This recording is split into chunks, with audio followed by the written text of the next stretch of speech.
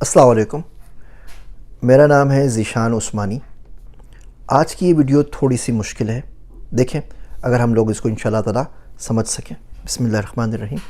رب اشرح لی صدری ویسر لی امری واحلل عقدۃ من لسانی یفقہوا قولی۔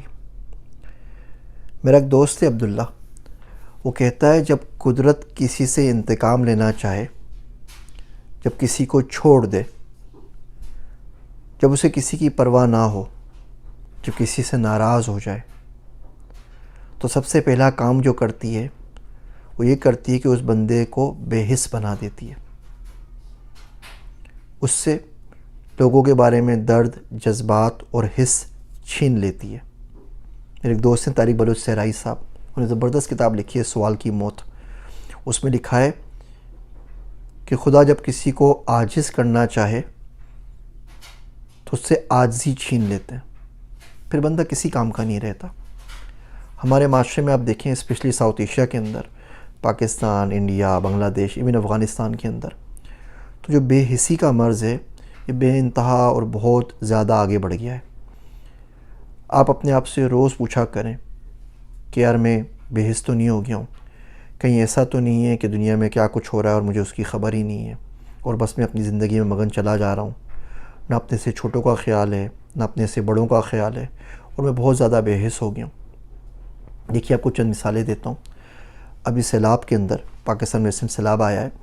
ایک کشتی لینے کے لیے جا رہی تھی، لوگوں کو بچا رہی تھی، تو ان کو ایک بڑھیا نظر آئی، دور بیٹھی ہوئی تھی اپنی بکری کے ساتھ۔ اور یہ وہ واقعات میں آپ کو بتا رہا ہوں جو دوستوں سے سنے، جو ان کا آنکھوں دیکھا حال ہے، اس میں کوئی مبالغہ آرائی، کوئی کہانیاں، کوئی قصے نہیں ہیں، اسی طریقے سے ہوئے ہیں۔ کم و بیش الفاظ کی 19-20 ہو جائیں تو الگ بات ہے، اس کی آپ سے معافی چاہتا ہوں۔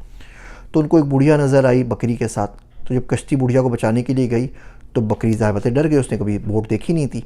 تو وہ اچھل کے پانی میں کود گئی،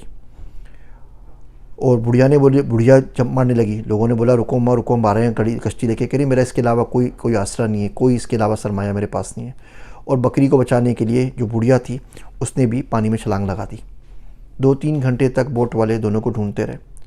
اور دونوں کو ڈھونڈے بغیر واپس آ گئے، یعنی کہ بکری بھی ختم ہو گئی اور بڑھیا بھی ختم ہو گئی، جس کا کل زندگی کا اثاثہ وہ 15-20 ہزار 25 ہزار کی بکری تھی۔ ایک اور واقعہ سنیں۔ ایک ٹرک گیا فوڈ کا راشن لے کے لوگوں کو ڈیلیور کرنے کے لیے، تو رات پڑ گئی تو سو گئے۔ صبح اٹھے تو دیکھا کہ اس کے نیچے 2 بچے ہیں، ایک بچی ہے کوئی 6-7 سال کی، اور ایک کوئی اسی طرح کا 5-6 سال کا بچہ، تھوڑے بہت عمر میں فرق ہوگا، بچہ چھوٹا تھا، بچی بڑی تھی۔ تو جیسے ہی وہ لوگ ان کو بلانے لگے تو بچہ آگے آ کے کھڑا ہو گیا، بچی تھی، اس نے صحیح سلامت کپڑے پہنے، سب کچھ تھا، لیکن بچے نے بولا کہ میں نہیں چاہتا ہوں کہ آپ میری بہن کو دیکھیں، اور یہ بچہ جو ہے اس کی عمر کوئی 6-7 سال سے زیادہ کی نہیں ہے۔ تو وہ آگے نہ تن کے ان کے کھڑا ہو گیا اس کی حفاظت کے لیے۔ خیر پھر بچے سے بات ہوئی، اسے کھانا وانا دیا، تو پتہ چلا اس کے امی ابو گم ہو گئے یا مارے گئے یا جو کچھ بھی ہوا ہے، تو اور وہ بچے بیچارے رات بھر اس کے اندر ٹھٹرتے رہے، اور انہیں کچھ نہیں پتا تھا۔ اسی طریقے سے واقعات سے بھرے پڑے ہیں، کتنی حاملہ خاتون ہیں جن کے حمل ضائع ہو گئے۔ ایک کشتی لینے کے لیے گئی تو پتہ چلا کہ جو بیوی تھی وہ دوران زچگی اس کا انتقال ہو گیا، اس کا جو بیٹا تھا اس کا بھی انتقال ہو گیا، باپ بچہ اور 3 بیٹیاں بچیں۔ تو اب وہ ظاہر بات ہے، اب کشتی کے اندر وہ یا تو مردہ بندے کو ڈالیں یا اسی کشتی کے اندر کسی زندہ بندے کو ڈالیں، کیا کر سکتے ہیں۔ تو خیر باپ کو بچوں کو بٹھایا، درد کی وجہ سے، غم کی وجہ سے باپ کا کشتی میں انتقال ہو گیا۔ اب 3 بچیاں بچ گئی ہیں، ماں باپ اور جو ہونے والا بچہ تھا وہ سب کے سب مر چکے ہیں۔ اب ایک طرف تو یہ سین چل رہا ہے، دوسری طرف رات کو 2 بجے کال آتی ہے، اور پتہ چلتا ہے کہ پاکستان میں صاحب ہیں، ان کو 6 آئی فون چاہیے 14، جس دن ریلیز ہوا ہے نا اسی دن 7 لاکھ کا پاکستان میں فون ہو گیا ہے، 1.5 لاکھ روپے اوپر بک رہا ہے، 8.5 لاکھ روپے کا فون بک رہا ہے اسی پاکستان میں۔ پچھلے دنوں ٹویٹر پہ ایک ویڈیو شیئر کی، صاحب نے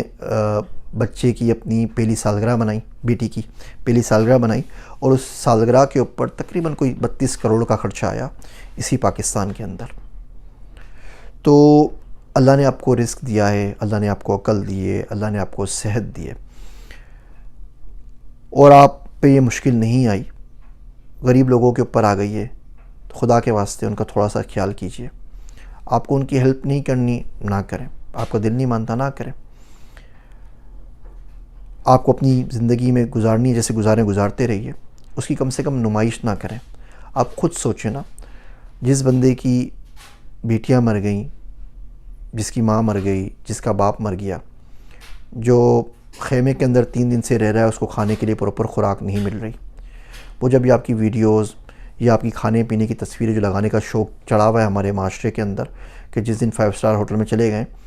جب 10 منٹ نہیں گزارتے اور 20 تصویریں اپلوڈ کر دیتے ہیں، اتنی دیر کھانا کھانے میں لگاتے ہیں جتنی دیر ویڈیوز اور تصویریں اپلوڈ کرنے کے اوپر لگاتے ہیں۔ جب وہ لوگ یہ تصویریں اور ویڈیوز دیکھتے ہوں گے تو کیا سوچتے ہوں گے؟ یہی سوچتے ہوں گے نا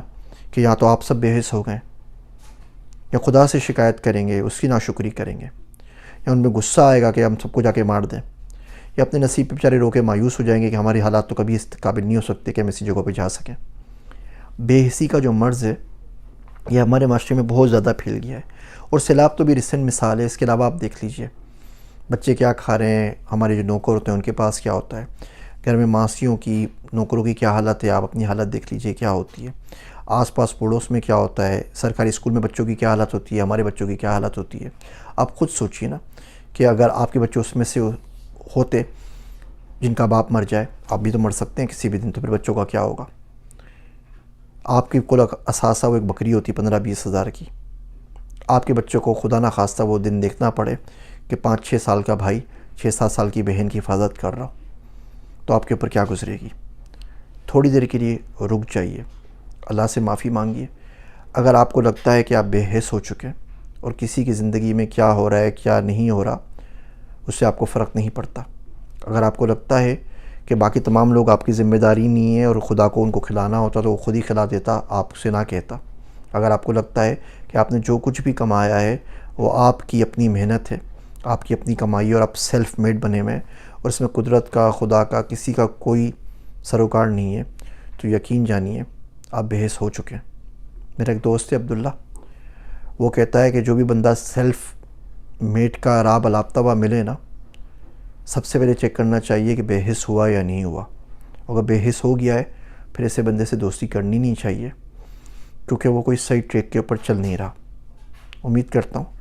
یہ مشکل باتیں ایک نہ ایک دن آپ کو ضرور سمجھ میں آ جائیں گی۔ میرے واسطے دعا کیجیے گا۔ میں ہوں آپ سب کا ذیشان عثمانی۔